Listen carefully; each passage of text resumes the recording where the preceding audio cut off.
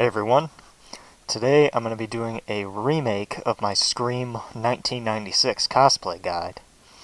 So you may remember that I made a cosplay guide for everything that you need to make a Scream 1 or Scream 1996 cosplay. Well, that video is a little outdated now, and there's actually a lot that I forgot to include in that video.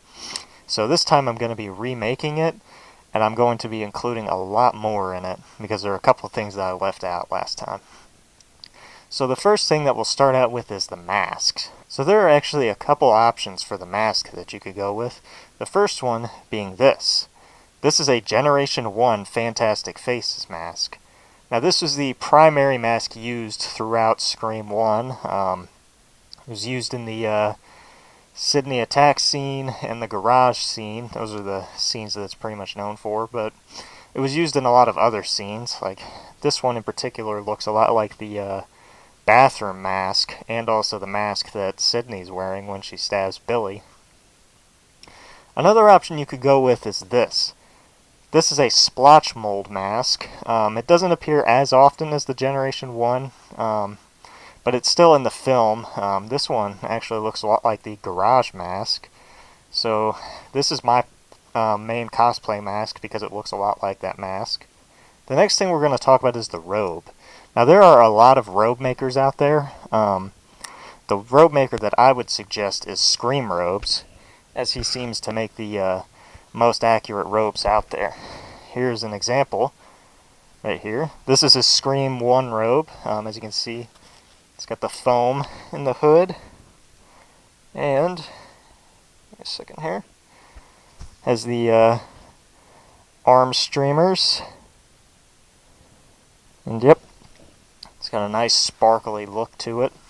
So if you're going to get a robe, I would definitely suggest Scream Robes. Now you may have noticed that there's one mask in particular that I haven't shown you yet, and there is a reason for that. The other mask type that appears in Scream 1 is this. This is the KNB Mask. This is a replica that was made by Bench Designs. He makes the most accurate KNB masks out there. And this mask appears in a couple scenes in the movie, most notably the opening whenever he stabs Casey and whenever he stabs Principal Hembury.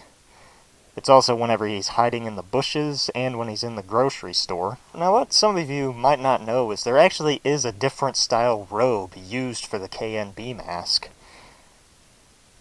This one was also made by Scream Robes. The differences are, is this robe, as you can see, does not have any foam in the hood. It's just a very floppy hood, as you can see. And also, the arm streamers are a lot longer than the normal 1996 robe, as you can see. And this robe is also used for the Generation 1 in the bathroom scene. But if you're wanting to do the KNB version of Ghostface, I would recommend getting a KNB robe from Scream Robes. And if you're wanting to use the Generation 1 or splotch, I'd recommend getting the regular 1996 robe. And now the last thing we're going to talk about are the boots.